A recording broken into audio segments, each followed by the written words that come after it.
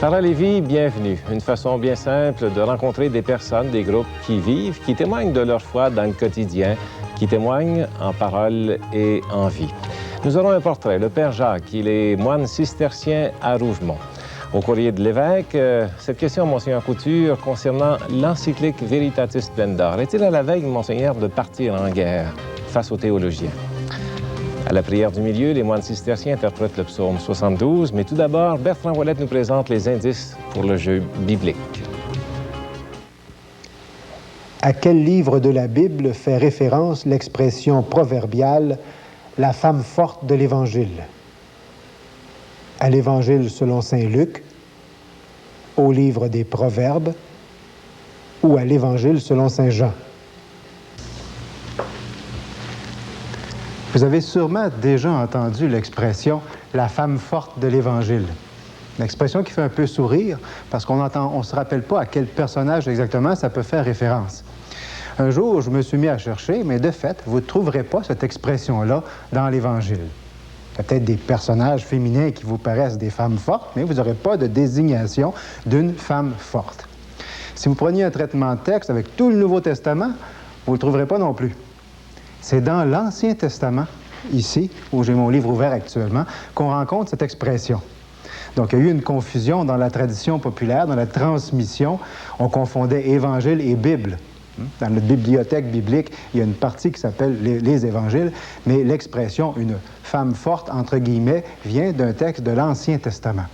En fait, c'est une expression en hébreu, « Eshet Chayil », qu'on traduirait littéralement par « femme forte », mais que, par exemple, ici, la Bible de Jérusalem traduit « la parfaite maîtresse de maison ». Ça vient d'un des livres de sagesse. Comme vous savez, dans une bibliothèque, il y a plusieurs sortes de livres. Dans notre Bible, on a des livres de type historique. Par exemple, tous les livres où on raconte l'histoire de Moïse, ou depuis Abraham, Noé avant lui, jusqu'à la destruction de Jérusalem et ensuite le retour jusqu'à l'Évangile, des livres qui ont une allure historique. On a dans notre bibliothèque des livres qui ont une allure prophétique, qui portent les noms des prophètes. Isaïe, Amos, Osée, Jérémie, des livres qui sont les paroles mêmes de ces prophètes. Ces deux grands types de livres-là présentent une vision de la foi, de la révélation qui vient de l'histoire. Dieu est actif dans l'histoire. Eh bien, il y a un autre grand courant dans l'Ancien Testament, et qui est un courant partagé par tous les peuples du Moyen-Orient de l'époque, c'est le courant dit de sagesse. On parle des livres de sagesse ou des livres sapientiaux. Dans ces livres-là, on a par exemple Job, on a Coëlette ou Ecclésiaste, on a Sirach, on a le livre des Proverbes, d'où vient notre expression d'aujourd'hui.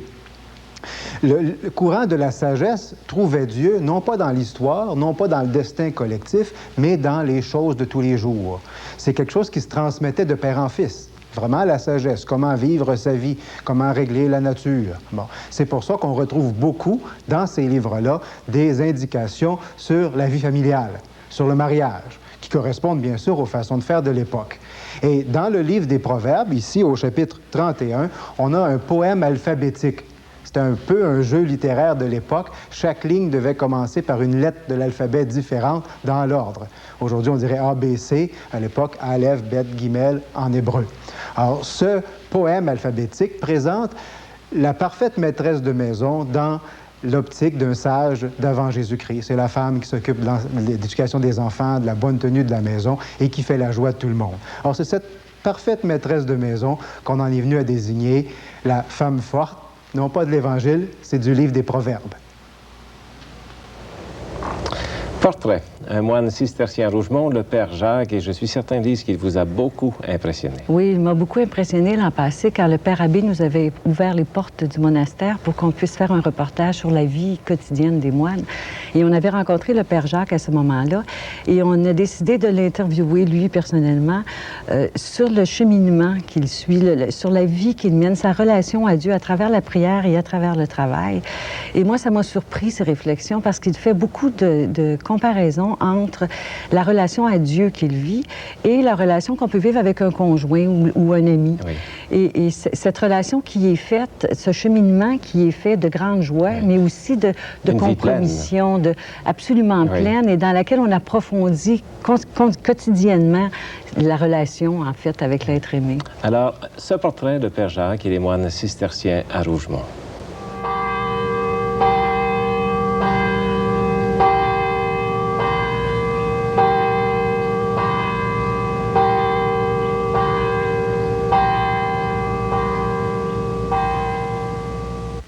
La première fois que je suis venu au monastère, j'étais venu d'abord sans pourvoir. Je ne voulais pas en parler. C'était mon secret. Et j'étais venu voir pour avoir un son de cloche parce que je ne connaissais pas la vie monastique, absolument pas. Et j'ai eu peur. Ça m'a littéralement épouvanté comme style de vie. C'est très austère, un idéal très, très, très élevé. Et en même temps, je sentais que ça m'appelait, que ça m'attirait. Quelque chose de très élevé qui ne nous regarde pas, ça ne fait pas peur. Mais en même temps, ça répondait à quelque chose en dedans de moi. Et je crois que dans le fond, je ne voulais pas m'embarquer là-dedans. C'était l'inconnu, c'était trop grand pour moi. Évidemment, ça s'est replacé ensuite par après. Une fois que j'ai approfondi ce contact-là, mais le premier contact, c'était celui-là, la panique. Et est-ce que ça a duré longtemps? Non, parce que dès que j'ai rencontré effectivement des moines, que j'ai pu parler avec eux, bon, je pense que la glace a fondu. Et, bon, c'était des gens comme tout le monde et avec qui on pouvait parler, avec qui on pouvait échanger, avec qui on pouvait vivre. Et quel est l'aspect de la vie monastique qui vous satisfait le plus ou qui vous intéresse le plus? Je dirais la prière. Je pense qu'on rentre tous pour la prière. Donc, cette espèce de relation intime qu'on approfondit jour après jour, avec le temps, avec les années, avec quelqu'un qui d'abord nous a aimés, puis qu'on essaie, bon, avec ce qu'on est, d'aimer à notre tour. Est-ce qu'on pourrait dire que dans la vie monastique, ce serait comme la prière, le métier? Oui, en quelque sorte. Puis en même temps, non, parce que la prière n'est qu'une partie de cette vie avec Dieu. C'est un élément d'un tout qui est beaucoup plus large et beaucoup plus global. Et la prière, vous lisez des psaumes? Oui, il y a le chant des psaumes, donc la prière liturgique comme telle, qui est une dimension de la prière, mais qui n'est pas la seule. Et est-ce que c'est plutôt une prière contemplative? On tend vers une prière contemplative. Bon, c'est une relation qui se développe. Il y a quelqu'un qui me demandait un jour si j'avais des formules que j'employais dans ma prière personnelle. Bon, et ça m'a embarrassé parce que, bon, il y a la formule des prières des psaumes, la forme liturgique, d'accord. Mais dans la rencontre personnelle avec Dieu, c'est beaucoup plus souple. Je compare ça à une relation humaine. Quand on rencontre pour la première fois quelqu'un, on prend une formule. Bon, enchanté de faire votre connaissance. Bon, on ne fait pas ça avec un ami qu'on connaît depuis des années, qu'on retrouve. On devient spontané, c'est le cœur qui parle et qui dit ce qu'il vit sur le moment sans passer nécessairement par des formules stéréotypées apprises d'avance et qu'il faut dire parce que... Et même à long terme, dans une relation d'amitié, par exemple, on développe tout un langage qui n'appartient qu'à nous deux. Je vais dire telle chose et ça veut dire tout un univers, mais uniquement pour nous deux. D'autres ne comprendront pas. Bon, par exemple... Mais Dieu, est-ce que vous pouvez lui parler? Oui et non. Parce que, bon, parler implique qu'on dialogue sur la même longueur d'onde. Que moi, je lui dis des mots et qu'il me répond par des mots. Alors que c'est pas comme ça que ça fonctionne. Je crois qu'avec le temps, on développe un langage dont la parole est un élément.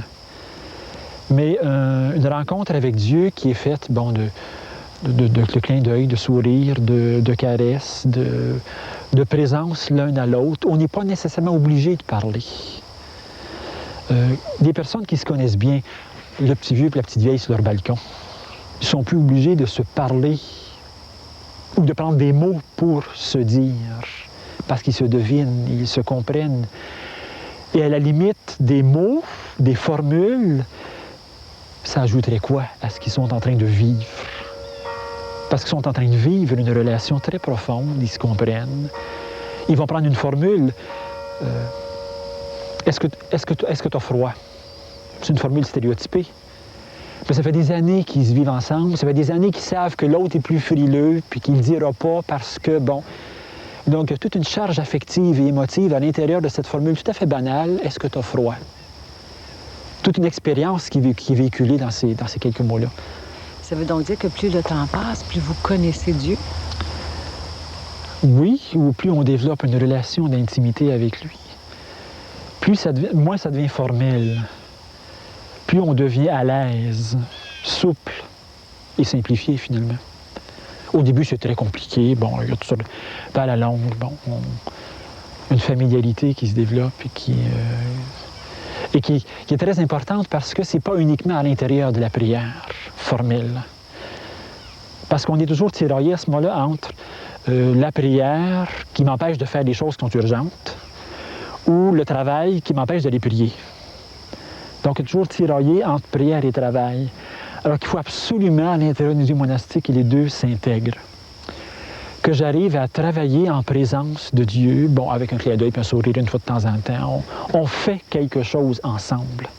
Et je suis autant avec Dieu quand je travaille au verger, moi je devrais, que quand je suis à l'Église. Quand vous êtes dans cette relation de prière avec Dieu, est-ce que c'est un sentiment d'adoration, de contemplation? Quel est votre sentiment intérieur? C'est un sentiment amoureux. Amoureux? Oui, je suis avec celui que j'aime. Celui qui m'a d'abord aimé le premier. Donc c'est pour ça la relation qu'on établit avec Dieu, c'est avec un ami. Est-ce que vous vous sentez aimé de lui?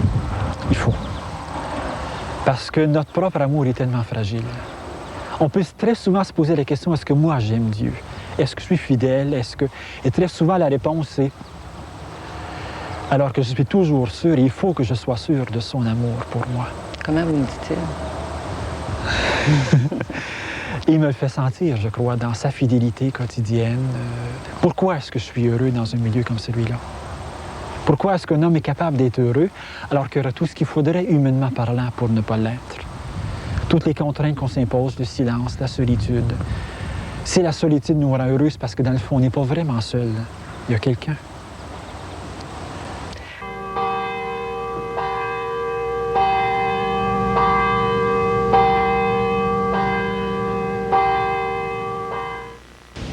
Je vous avoue, non sans indiscrétion, que le Verbe m'a visité et plus d'une fois. Mais bien qu'il soit venu fréquemment en moi, je n'ai jamais pu percevoir le moment de sa venue. J'ai bien senti sa présence, je m'en rappelle. Il m'est même arrivé de pressentir sa venue, mais jamais je n'ai eu le sentiment précis, ni de son entrée, ni de son départ. En effet, d'où venait-il à mon âme? Et où s'en est-il allé en la quittant? Par où entrait-il et sortait-il? De tout cela, je n'en sais rien, selon ce mot de l'Écriture. Tu ne sais ni d'où il vient, ni où il va.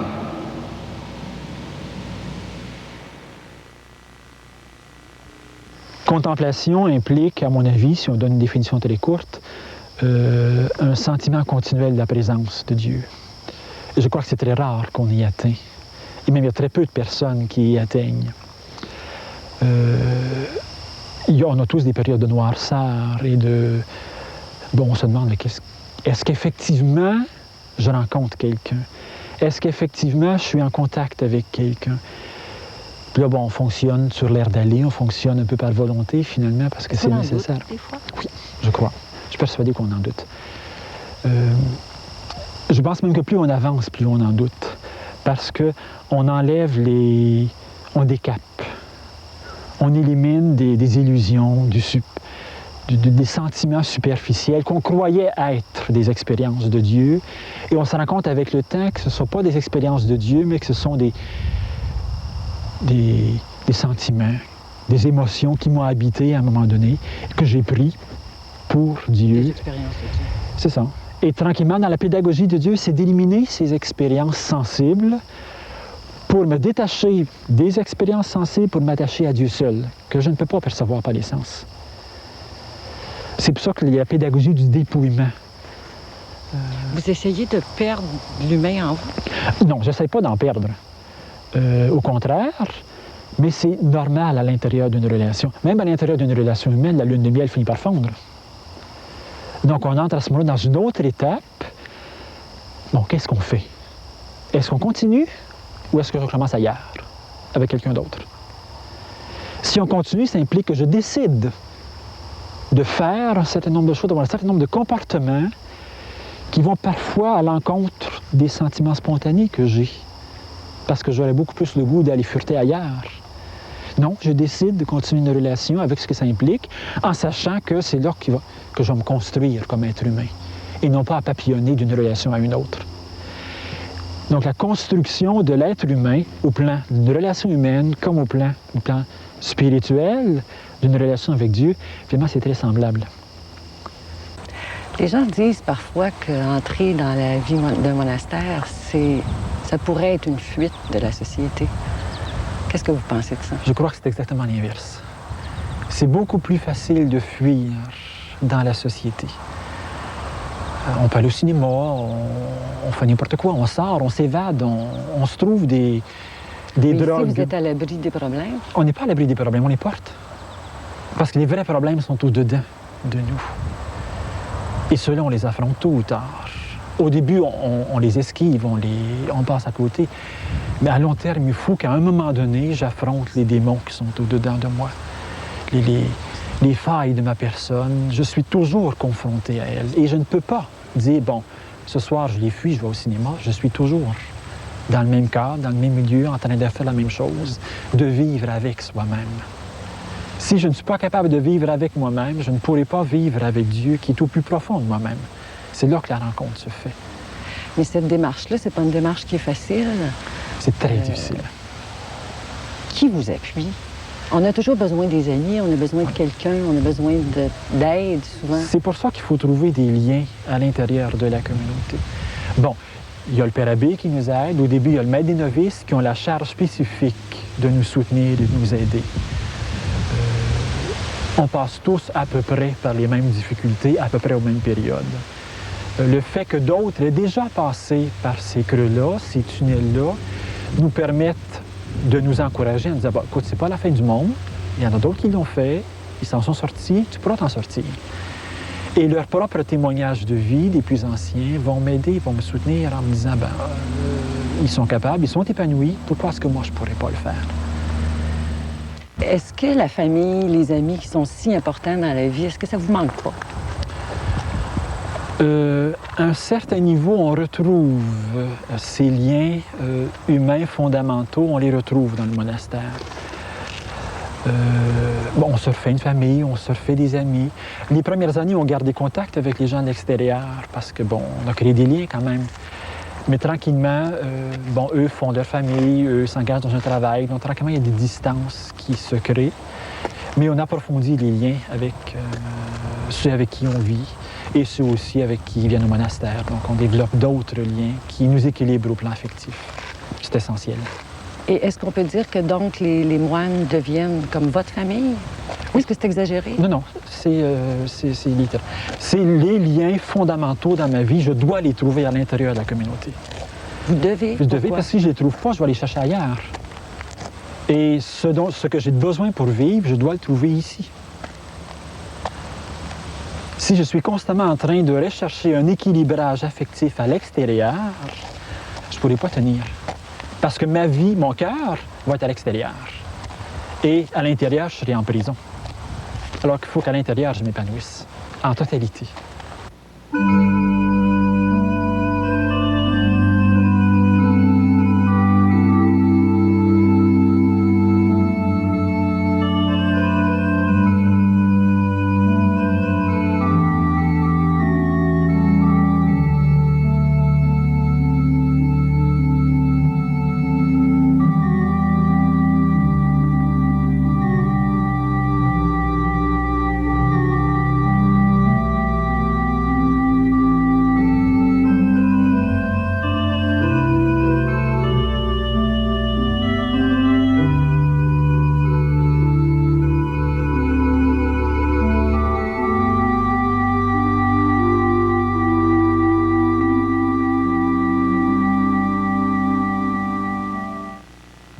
La vie monastique est rencontre avec Dieu, fondamentalement.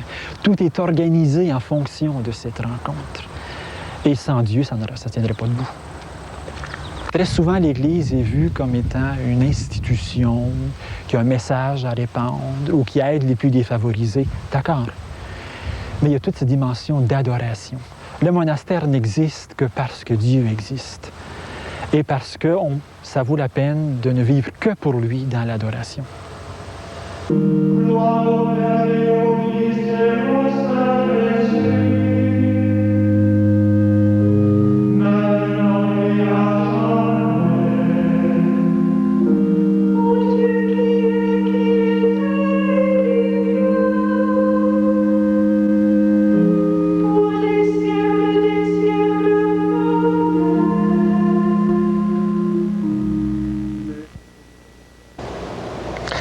Au courrier de l'évêque, nous rencontrons Monseigneur Maurice Couture, il est archevêque au diocèse de Québec. Et voici cette question pour vous, Monseigneur Couture.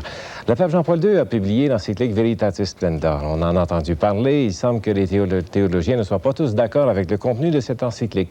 Est-ce que vous êtes à la veille de partir en guerre vis-à-vis des théologiens, Monseigneur? À vous de répondre. Non, je n'ai pas envie de partir en guerre contre les théologiens, même si ma position de fond en est une de solidarité avec le Saint-Père. Je suis en mesure de comprendre un peu l'attitude des théologiens et c'est peut-être ça qu'on pourrait démêler ensemble, si vous le voulez, parce que je comprends que les gens puissent être un peu surpris de tout ça et s'imaginent que les couteaux volent bas quelque part. Là, hein? Je pense qu'on est capable... C'est pas le cas. C'est pas le cas, Non, c'est pas le cas. Non, oui. Ça n'est pas le cas. Alors, de quelle façon voyez-vous quand même ce fait qu'il y a des théologiens qui ne soient pas d'accord avec la position du pape? Bien, je pense que les théologiens se sont sentis un peu frustrés dans une partie de leur rôle qui est la recherche. Un moraliste, c'est un théologien qui essaie de faire avancer la science morale. Alors, si on réduit leur rôle à expliquer au peuple chrétien ce qui est le contenu de la foi et l'enseignement du magistère, ils se sentent un petit peu brimés. Et je pense expliquer leur frustration de cette façon-là. Or, l'encyclique ne leur dit pas qu'ils ne doivent faire que ça. Mais le pape nous dit on est dans une situation d'urgence. Et je pense qu'à l'heure actuelle, vous devez mettre l'accent sur l'enseignement du magistère pour démêler le monde un peu. Il y a tellement de domaines en morale où les gens ne savent plus quoi penser, sont tout mêlés. Si vous arrivez avec vos distinctions savantes, et puis avec vos systèmes de pensée, et puis qu'à travers ça, vous faites passer des points de vue qui surprennent un peu le monde ordinaire, bien, les gens disent, mais qu'est-ce que c'est ça? Les théologiens sont contre le pape, les théologiens donnent de la misère aux évêques, les évêques ils doivent être mal pris là-dedans. Moi, je ne me sens pas mal pris là-dedans. Je comprends très bien que des théologiens puissent dire, bien là, le pape nous ramène à un rôle conventionnel, oui, mais un peu restreint. On ne voudrait pas qu'à partir de là, on soit limité dans nos recherches. Mais juste cette phrase, Monseigneur, le pape nous ramène, est-ce que ce n'est pas quand même une attitude qu'on reproche souvent à Jean-Paul II, un peu autoritaire, un peu... dire, écoutez, là, moi, je vais vous dire quoi dire. Bien, chaque pape a son style. Moi, je ne crois pas, je le connais plus dans l'intimité, je ne crois pas qu'il soit naturellement autoritaire. Ça fait 6 ans qu'il prépare cette encyclique-là. Et je pense que le pape est conscient, puis il n'est pas le seul, que nous sommes dans une situation d'urgence.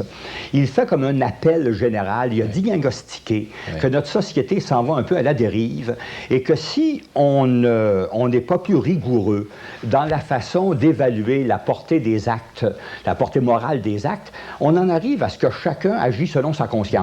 Donnez-nous un exemple, Monseigneur, de ce que le pape, par exemple, présente comme n'étant pas suivant son accord d'enseignement. Bon, je vais vous donner un exemple qui est très connu depuis 25 ans. Certains ont relié beaucoup cette encyclique-là à Humanum Vitae. Oui. Je prends l'exemple d'une dame bien chrétienne qui, elle, après avoir suivi là, des sessions et tout, dit « Moi, j'aimerais beaucoup mieux que ma façon de limiter les naissances, ça soit de recourir aux moyens naturels. » Puis moi, je suis de plus en plus convaincu que si le lobby des médicaments et une certaine mentalité n'en était pas arrivé à dire le moyen il est très simple maintenant, parlez-nous plus ces histoires-là. Bon, on nous renvoie encore à la méthode du calendrier, alors que tout ça est révolu, puis tout le monde est d'accord là-dessus. Bien, moi, je me dis, une dame qui, elle, dit, moi, là, je suis chrétienne, puis je voudrais pouvoir observer ce que le pape demande. Mais mon mari, lui, il veut rien comprendre de ça. Bon. Est-ce qu'elle va briser son foyer? Est-ce qu'elle va abandonner son mari ou risquer que ça arrive? Elle est obligée de faire un certain choix. Bien, là, je dis, son option fondamentale, pour employer une expression que le pape n'aime pas, voilà, son option fondamentale, c'est d'être fidèle à l'enseignement de l'Église. Mais voici que sur un point très particulier, elle juge qu'il y a des conséquences tellement graves qu'elle doit faire un choix, et puis elle fait le choix qui lui permet de préserver son mariage. Ben moi, est-ce que là-dessus, les théologiens et le pape sont en désaccord? Pas nécessairement, mais c'est que le pape, lui, n'entre pas dans tous les détails. Oui. Quand le pape dit l'option fondamentale, là, attention, c'est une option fondamentale qui va trop loin, qui finit par dire, ben, du moment que tu as choisi l'Évangile, du moment que tu es désireux d'être fidèle à l'enseignement du magistère, ben, tu peux manquer dans le détail, c'est pas grave. Hein? La guerre n'est pas pour demain, si je comprends bien. Non, certainement pas avec les évêques du Québec, même si on se propose de dialoguer et que moi, par solidarité avec le Saint-Père, j'aurais à dire à mes théologiens, ben voyons donc ensemble comment est-ce qu'on pourrait organiser notre enseignement. C'est de plus en plus extraordinaire de pouvoir lire ces courtes phrases, ces mots remplis de vie par lesquels vous témoignez de votre foi et vous répondez à la question pour vous, qui est Jésus-Christ? Encore une fois, je vous invite à le faire, bien simplement. C'est un concours qui ne rapporte rien, sauf cette réflexion, cette expérience de nous mettre vis-à-vis, tout simplement, cette question fondamentale de notre vie. Voici un extrait d'une lettre que nous avons reçue. Jésus-Christ, c'est le Fils du Dieu vivant, celui qui me révèle le Père. Jésus est le chemin, il est la porte, le berger qui rassemble ses brebis. C'est lui qui m'attire, celui qui me guide, qui m'éclaire, qui me rassure. Il est présent en moi et m'aide à me tenir debout. Il m'aide à aimer, à me dépasser, à pardonner et à oublier même les offenses. Il comble mon cœur et m'invite à le faire connaître, à le faire aimer. Il est celui par qui je vis. Et ainsi de suite, cette lettre continue. Des mots, des phrases qui sont remplis de cette expérience, sans doute très enrichissante pour la personne qui écrit ces mots, mais aussi pour vous et moi qui accueillons cette lettre. Nous allons maintenant accueillir d'autres paroles, cette mélodie toujours impressionnante aussi, qui est celle des psaumes, et les moines cisterciens de Rougemont interprètent le psaume 72, qui dit « Tu m'as saisi par la main, Seigneur ». Alors, rejoignons et faisons de ces mots un moment de prière. Rejoignons les moines cisterciens à Rougemont.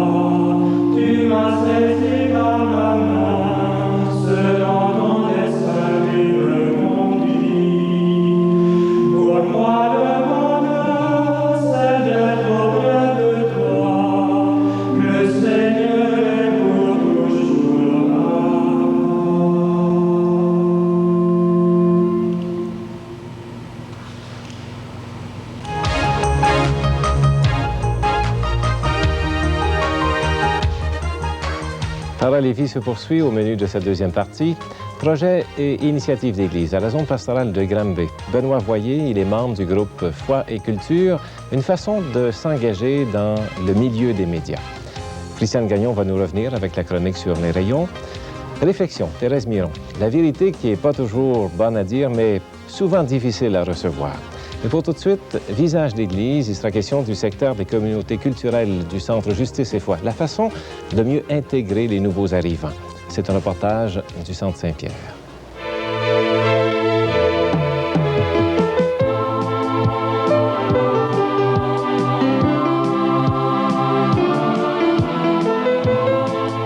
Le Québec a toujours été une terre d'immigration. Depuis ces 2 dernières décennies, de grands changements se sont quand même réalisés dans notre milieu du fait que les immigrants nous viennent maintenant de pays qui ne sont plus seulement européens et que aussi nous viennent des réfugiés en grand nombre, aussi de tous les pays du monde. C'est bien au moins 40 000 personnes par année que le Québec reçoit et qui s'installent ici, surtout à Montréal. C'est un fait qui nous donne maintenant une société très pluraliste, plurireligieuse et qui va demeurer telle. Devant ce phénomène, le Centre Justice et Foi a créé le secteur qui se veut un service pouvant aider à faire face à ce choc culturel qu'éprouve autant la société d'accueil que les nouveaux arrivants chez nous. Alors, le but est vraiment de promouvoir l'intégration des nouveaux arrivants et de favoriser davantage d'ouverture de la part des membres de la société d'accueil. Ce n'est pas un service de première ligne, c'est plutôt un lieu de consultation, d'information, d'échange aussi, qui, auprès des intervenants de divers milieux, soit d'églises, des groupes populaires, même certaines instances gouvernementales, municipales, qui ont à prendre, au fond, des orientations devant, encore une fois, cette situation nouvelle pour nous.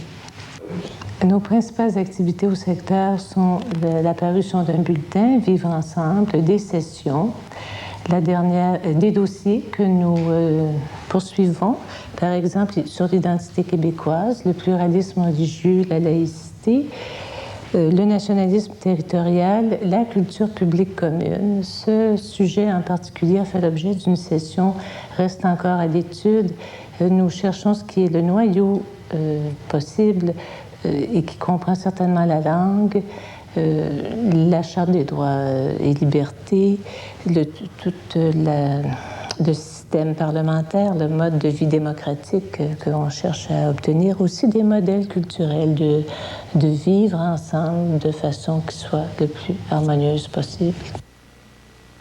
Étant donné mes origines françaises, mes problèmes n'ont pas été ni culturels, avec quand même quelques parenthèses, ni linguistiques, mais plutôt d'origine humanitaire, si on peut s'exprimer ainsi. Quand on déménage dans un autre pays ou même dans une autre ville du même pays ou dans un autre quartier, il faut souvent se refaire un réseau d'amis et de connaissances. Se pose alors le problème de trouver des personnes qui s'intéressent à vous en tant qu'individu et non parce que vous venez d'un certain endroit et que vous parlez une certaine langue, mais parce que vous êtes qui vous êtes. Et se pose aussi le problème pour vous d'accepter ces personnes et de vous intéresser à ces personnes.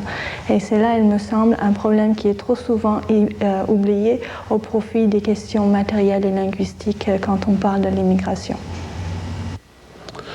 Mon installation, ma famille et moi, ma femme et mes enfants au Québec s'est faite sans aucun problème si, eu égard aux valeurs qui sont celles de la société québécoise. Ce sont des valeurs que nous recherchons, que nous avons trouvées effectivement. Je peux peut-être citer la tolérance, la liberté, je peux citer la convivialité, la multiplicité, si j'ose dire, de la composante de la société québécoise. Il y a plusieurs immigrants ici qui vivent très très bien, qui en principe n'ont aucun problème, donc parce que ces grandes valeurs de la société québécoise, nous les partageons. Et ceci m'amène à parler évidemment de ce qui pourrait sembler pour certains un obstacle, à savoir les religions. Moi, je suis de religion musulmane ainsi que ma famille, et nous n'avons eu aucun problème à vivre avec les gens d'ici qui sont de religion chrétienne, parce que ces deux religions recèlent des valeurs qui sont très similaires.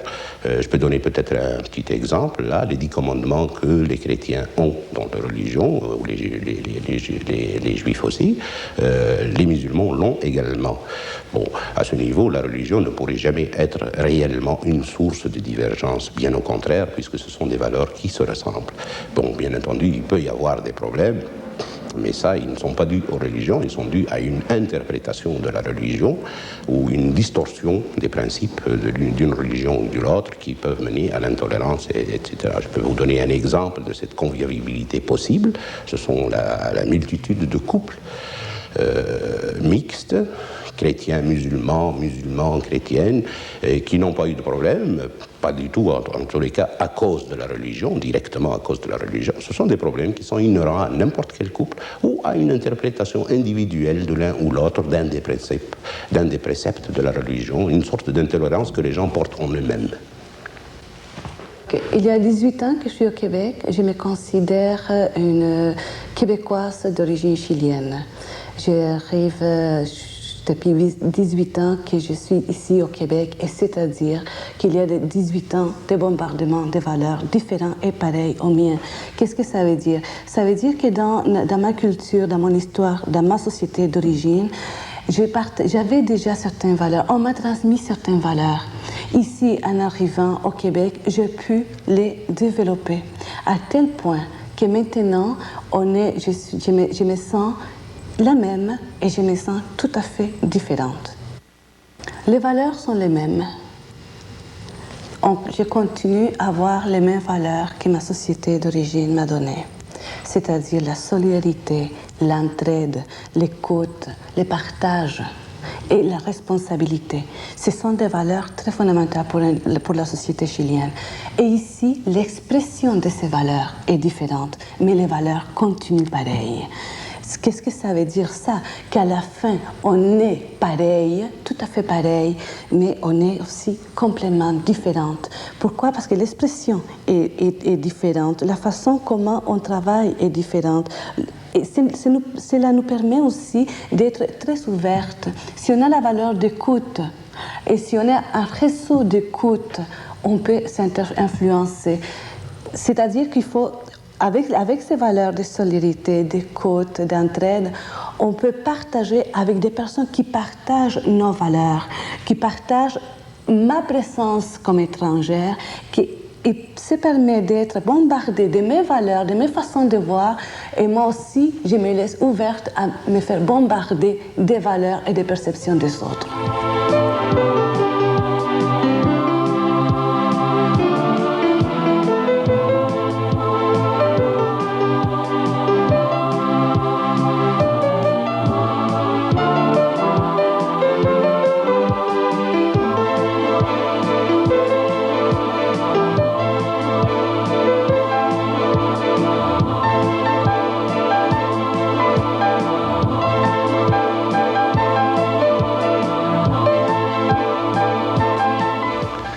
Projet et initiative d'Église, Benoît Voyer, il est de la zone pastorale de Granby, au diocèse de Saint-Hyacinthe. Le comité Foi et Culture, vous en êtes membre, vous allez nous expliquer son objectif. Le comité Foi et Culture est né il y a quelques années déjà à l'initiative de Monseigneur Gilles Langelier qui a demandé à l'abbé Gérald Ouellette, curé de Granby, de 2 paroisses, de s'occuper d'une pastorale des médias. Alors tout est parti de là. Au début, c'était un petit projet qu'il y avait. On a tâté dans les médias qu'est-ce qu'on pouvait faire et on a abouti sur une émission à la radio qui a duré 3 ans, qui s'appelait Sans détour, sur les ondes de Chef Radio à Granby. Et ensuite de ça est abouti la chronique 7e jour, qui est diffusée dans le plus de la Voix de l'Est. C'est vous qui collaborez aussi à la revue Notre-Dame-du-Cap? Oui, à titre de journaliste. Alors, vous préparez là des reportages, des portraits? On pourrait dire que c'est ma passion, la revue Notre-Dame-du-Cap. Je m'amuse beaucoup là, parce qu'on rencontre des gens qui font l'événement. On rencontre des gens d'idées, ici et là, en province. Entre autres, dans un des numéros de l'hiver dernier, on a parlé de Gaétan Giroir, journaliste à Télémétropole. On a parlé de Sœur Angèle. Il y a eu le ministre Picotte qu'on a rencontré. On a eu un reportage sur l'image des prêtres dans les téléromans québécois. Alors, vraiment, on s'amuse. Cette présence dans les médias du Comité Foi et Culture, c'est par des chroniques, c'est par... quels sont les types de présence que vous avez dans les hebdomadaires de Granby? Bon, tantôt, je parlais de la chronique 7e jour, qui est diffusée dans on l'appelle le Plus Dimanche, qui est diffusé par le quotidien La Voix de l'Est, le plus petit quotidien français d'Amérique. Alors, ça, c'est à chaque semaine, un commentaire sur l'Évangile du dimanche, qui est fait par des intervenants de la place, une quarantaine qui roulent en moyenne là, à tour de rôle, donc 1 à 2 fois par année. Dans le même média, on diffuse une chronique pas une chronique, mais on pourrait dire une forme de publicité, un quart de page, où il y a toutes les célébrations du week-end dans les paroisses. Une autre petite chronique, ça s'appelle Un peu d'histoire. C'est des brides d'histoire religieuse et un peu plus, pour accrocher le lecteur, des brides d'histoire religieuse qui s'en viennent au courant du mois. On a avec le journal L'Hebdo Grand Bien une collaboration journalistique. Alors, à chaque semaine, il faut leur livrer 1 ou 2 informations sur ce qui se passe dans la vie pastorale et un peu plus. Donc, on traite... En plus de tout cela, Benoît, vous préparez aussi des concerts, vous offrez certaines activités d'ordre culturel à la population. De culture religieuse, oui. Alors, concerts, on prépare un concert, entre autres, avec Robert Lebel. On a eu un avec John Littleton, les jongleurs de la montagne. Financièrement, qui supporte tout ça? Les paroisses, des donateurs, donc c'est des hommes d'affaires, nos activités. Oui. En gros, c'est ça là, qui finance au complet le projet. Et vous réussissez à vivre? On réussit à vivre. Alors, c'est quasiment une bonne invitation à lancer aux zones pastorales, en fait, de prendre en charge cette responsabilité d'une présence dans les médias. Ce que vous nous apportez là... C'est le souhait qu'on a, de voir naître ailleurs des comités foi et culture. Et ça se fait.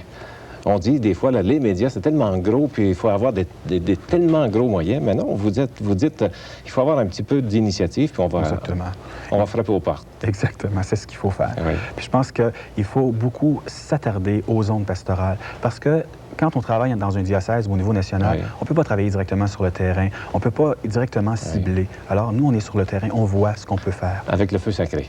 Exactement. Benoît Voyer, merci beaucoup. Sur les rayons, en compagnie de Christiane Gagnon, là, j'ai l'impression qu'elle était moins forte cette fois-ci. Trois petits livres, mais je pense qu'ils sont quand même très importants dans leur présentation, de Agnès Auschitska. Je ne sais pas si je prononce bien, alors l'auteur m'excusera. La prière de l'enfant, c'est aux éditions du Cerf. Et le prix, c'est 13 $. C'est 14,95 $. Donc, l'auteur est journaliste, mais elle a aussi une expérience en milieu pastoral et auprès des catéchètes. Puis, elle a relevé le défi d'écrire ce livre pour rendre service, bien sûr, aux catéchètes et aux parents. Mais elle y est allée délicatement parce que donner des notions, dire comment aider un enfant à prier, c'est toute une aventure. Et elle nous indique que pour le faire, il faut prendre le temps parce que tant que l'enfant n'a pas appris à dire « je » et « tu » et passer au « nous », on doit y aller lentement. Mais avec les psaumes, par exemple, ce qu'elle nous dit, ça va très bien parce que le parent peut prendre le psaume et il peut gestuer le psaume. Elle nous donne des Je vois pistes. justement qu'elle parle des postures. Les postures variées mettront en place l'écoute, la contemplation, l'intériorisation, vraiment comme un journaliste qui se met à l'affût des attitudes de prière, mais elle va plus loin. Par ailleurs, elle dit qu'il faut que la prière soit vraiment dégagée. Il faut que l'enfant, comme vous dites, apprenne à dire « je ». Puis qu'il ait fait ce deuil, dans le fond, de sa mère, parce que c'est très cruel, la séparation de la mère. Alors, aider l'enfant à entrer en contact avec Dieu, si on n'a pas respecté ce passage, ça peut pas être une expérience qui est vivifiante. Et elle parle beaucoup du prier avec son corps. Oui. Comment est-ce qu'on arrive à Dieu en passant par tous les sens. Alors, pas juste pour les enfants, Christiane, si je comprends bien. Je pense que moi, ça m'a touché aussi. Et redécouvrir la prière. Exactement. Alors, la prière de l'enfant de Agnès Auschitska. Mais retenez le titre, La prière de l'enfant, c'est 14,95 $. Cet autre volume, Ces enfants qui nous provoquent, de Nicole Fabre. Vous nous avez déjà présenté, Nicole Fabre, aux éditions MAM. Ces enfants qui nous provoquent, ce sont des enfants problèmes? Exactement, des enfants qui nous dérangent, des enfants où on cherche des remèdes très souvent parce qu'on pense que ce sont des enfants malades. Oui. Mais les enfants qui nous dérangent, c'est très souvent des enfants très intelligents. On a des enfants qui nous dérangent parce qu'ils sont trop passifs. On a des enfants qui nous dérangent parce qu'ils sont super actifs. On a des enfants qui nous dérangent parce qu'ils brisent tout. Oui. Et on a aussi des enfants qui nous dérangent parce qu'ils ne parlent pas. Oui. Et à ce moment, on cherche des solutions, mais la solution, elle n'est pas à l'extérieur de nous. La solution, elle est en nous. L'enfant, ce qu'il attend, quand il brise tout, quand il détruit tout, quand il se tait, c'est l'amour, tout simplement. Oui. Et sans doute que ces enfants-là, je me pose la question en vous entendant, ces enfants-là doivent être aussi eux-mêmes étonnés et surpris de leurs attitudes, parfois. Exactement. Oui. Puis plus ils se rendent compte de leurs problèmes, plus le problème grossit. C'est ça. Et là, tout le monde grossit le problème. En fait problème. En fait un problème. Alors, Ces enfants qui nous provoquent, de Nicole Fabre, chez MAM, et Un le livre prix très touchant. 19,95 $. Alors, quand Christiane dit un livre très touchant, il faut faire attention à ça. De Francis Dumortier, Jésus a-t-il ressuscité? Une petite plaquette des éditions Ouvrières, 13,45 $. Rapidement, Christiane. Alors, ce livre, s'adresse à des jeunes, adolescents, ou encore à des personnes qui, des groupes là, de partage de la foi. L'auteur est très pratique. Oui. Il nous donne toujours une introduction à partir d'un texte biblique. Cette fois-ci, c'est à partir des apparitions. Et ensuite, il nous resitue par rapport aux 3 évangélistes quand c'est un Oui. texte quand c'est possible de le faire. Mais il va toujours à l'essentiel. La question, par exemple, Jésus est-il ressuscité? L'essentiel, ce sera ça, c'est Jésus a-t-il ressuscité? Pour le savoir, il faut passer par les témoins. Merci beaucoup, Christiane.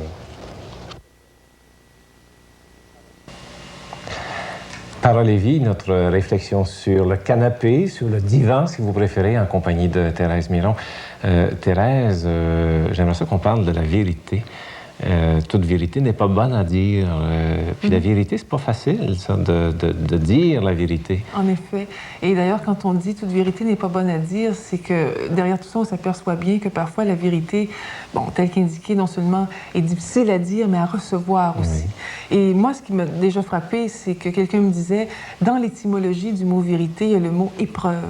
C'est-à-dire que faire la vérité sur quelque chose, ça peut être une épreuve. C'est passer par une épreuve. C'est que ça dévoile ou ça met à nu quelque chose que parfois on préférerait cacher. Oui. Or, dans ce sens-là, je voulais juste simplement préciser qu'il ne s'agit pas de la grande vérité dogmatique. Il s'agit plutôt de la vérité existentielle quotidienne. Oui. Vérité avec laquelle non seulement on doit composer, mais avec laquelle composer pour soi-même, mais aussi recevoir. Des fois, on se fait dire des choses vraies qui nous mettent plus ou moins mal à l'aise. Est-ce qu'il n'y a pas aussi cette attitude de dire qu'il faut toujours mettre des gants blancs pour dire la vérité? Bien, ça rejoindrait sans doute le fait de dire la vérité, la faire, c'est pas quelque chose qu'on lance comme ça partout. Donc, il y a une façon de dire la vérité, il y a une façon d'approcher quelqu'un, il y a une façon de manifester ce qui est vrai. Oui. Et tout en respectant l'autre dans ce qu'il peut recevoir aussi. Ça fait 2 fois que vous utilisez l'expression « faire la vérité ». Oui. J'aime ça parce qu'on dirait que c'est pas juste un paquet de mots qu'on situerait dans un instant. Faire la vérité, il me semble qu'il y a un développement. Oui. Et d'ailleurs, l'image qui me vient à l'esprit, c'est lorsqu'un médecin doit annoncer à quelqu'un un diagnostic qui va conduire à la mort ultimement. Comment ça se dit? Est-ce qu'on fait juste dire, vous allez mourir dans 3 mois? Bon, ça, c'est les mots qui se suivent, verbe complément. Mais comment dire à quelqu'un une pareille vérité? Comment le préparer, comment arriver à ce que tranquillement l'acceptation se fasse. C'est ça qui fait toute la différence. Bon, là, on parle d'une situation assez ultime, mais dans la vie de tous les jours. D'ailleurs, exemple des enfants, certains enfants viennent à nous et nous posent des questions. Et des fois, on est mal à l'aise, on dit, on va attendre qu'ils vieillissent. Il est trop jeune, lui, là, il ne comprendra pas. Mais c'est souvent nous qu'on protège dans ça, parce que ça nous rend mal à l'aise de dire des choses. Par ailleurs, un enfant qui pose une question, on dit souvent, c'est parce qu'il est prêt à recevoir une réponse. Mais encore là, tenant compte de son âge, tenant compte de ce qu'il est capable d'absorber, de comprendre. Alors, faire la vérité, c'est nous mettre en attitude de responsabilité. Devant cette personne, je vais essayer de trouver le moyen, le moment, l'attitude, l'environnement pour faire la vérité. Et ça vaut la peine de prendre ce temps-là. Parce que dire une vérité trop crûment à quelqu'un, ça peut être très dévastateur. On peut faire plus de mal que de bien. Et sans doute là, l'adage, mieux vaut parfois utiliser des gants blancs ou pas toujours le dire. Mais il reste qu'il y a des choses qu'il faut dire. Est-ce que c'était prétentieux de la part de Jésus de dire « Je suis la vérité » ? Bien, en ce sens-là, enfin, c'est très subjectif, mais ce que je perçois dans ça, c'est je suis transparent. C'est-à-dire, avec moi, vous ne serez pas trompés, je ne vous mens pas, je n'essaierai pas de vous manipuler d'aucune manière. Je suis, au fond, ce que je dis est conforme à ce que je suis et à ce qui est. Est-ce que ça peut arriver à des moments? J'ai l'impression que oui, attendez, j'allais dire, est-ce que ça arrive dans notre vie qu'on puisse dire ça, je suis la vérité? J'ai l'impression qu'entre deux personnes, il y a un moment où est-ce qu'on se dit, là, écoute, là, je suis vrai, là, je suis vrai, là. C'est un peu la même chose. Oui, tout à fait. Et d'ailleurs, bon, j'ai un oncle qui utilise souvent l'expression « je vais te dire bien franchement ». Bon. Alors ça, on va dire, écoute là d'une façon plus particulière. Ce que je vais dire, c'est important et ça a un poids particulier, si on peut utiliser l'expression. Et ça risque de changer quelque chose, d'approfondir quelque chose. Ce n'est pas que de la banalité. Là, on entre dans une autre dimension qui confronte parfois deux êtres. Et d'ailleurs, on ne pourrait pas toujours rester dans la superficie. Il y a des moments où vérité s'impose. Mais toute vérité, c'est vrai, ça n'est pas bonne à dire. Il y a quand même des zones en moi qui m'appartiennent. Oui. Parce qu'il ne faudrait pas tomber dans l'excès contraire et dire il faut que je sois toujours transparent et devant tout le monde, que tout le monde sache ce que je vis. Bon, je crois que chacun de nous, quoi qu'on en dise, avons une espèce de petit jardin secret et qui nous appartient et qui est légitime de conserver à soi. Et je pense que ça fait partie peut-être du mystère de l'être humain et je pense que c'est à respecter, je veux dire, sans l'ombre d'un doute. Donc, une responsabilité, mais une responsabilité qui crée du bonheur, qui nous fait grandir. Oui, et qui tient compte aussi du fait que parfois on doit dire quelque chose qui est, douloureux ou pas facile, mais par ailleurs, une fois dit... Qui apporte la paix. Oui, justement. Mieux vaut parfois dire quelque chose de plus difficile que de se rogner avec tout le temps. Et à ce moment-là, de créer des mésententes, des malentendus. Vous avez dit toute la vérité? Autant que faire se peut. Merci beaucoup.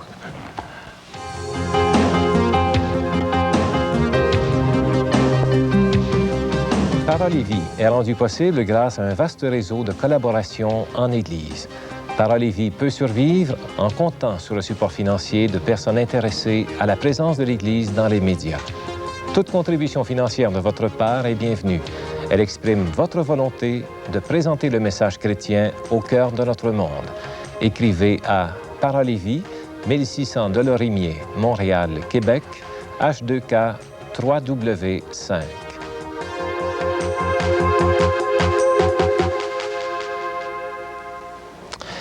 Voilà.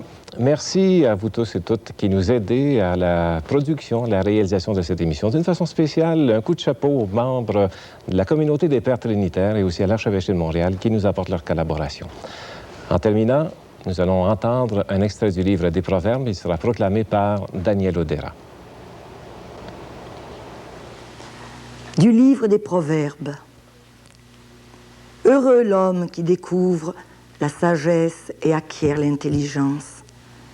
Les profits de l'argent, la richesse de l'or n'offrent pas autant d'avantages. La sagesse a plus de valeur que des perles précieuses. On ne peut rien désirer de meilleur. Elle aide l'homme à vivre longtemps. Elle lui procure prospérité et honneur. Elle le dirige sur des chemins agréables où il avance en toute sécurité.